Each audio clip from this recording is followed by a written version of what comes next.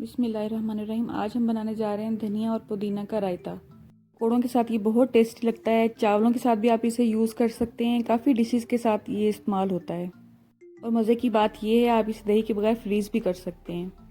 इसको बनाने के लिए जो चीज़ें हमें चाहिए उसमें शामिल है 1 गड्डी पुदीना की, तकरीबन आधी गड्डी मैंने इसमें धनिया की ली है। सब्ज़ धनिया फ्रेश होना चाहिए। इसके अलावा लिए हैं लहसुन के 4 से 5 पीसीज हैं ये, और ये देसी लहसुन है इसलिए इसका साइज़ बहुत छोटा नज़र आ रहा है आपको। अगर आप दूसरा लहसुन यूज़ करते हैं तो 2 पीसीज इसमें इनफ होंगे।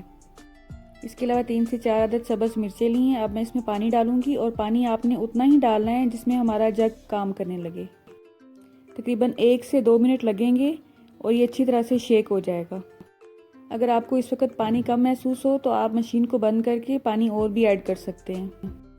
आप देख सकते हैं तकरीबन 1/4 कप मैंने पानी लिया था और इसमें ये अच्छी तरह से शेक हो रहा है। अभी तक इसमें हमने नमक ऐड नहीं किया है, और 1 से 2 मिनट के बाद ये कुछ इस तरह हमारे सामने आएगा। इसे अब हम आइस क्यूब वाली ट्रे में शिफ्ट करेंगे। सारा अमेज़ा ट्रे में शिफ्ट करने के बाद इसको हम चम्मच की मदद से सारा इसका लेवल ऊपर से बराबर कर देंगे।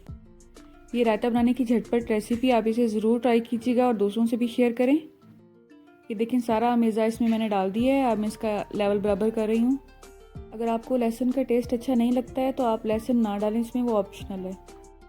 कच्चे लहसुन का हल्का सा टेस्ट इसमें बहुत अच्छा लगता है। अब हम इसे फ्रीज़ कर देंगे।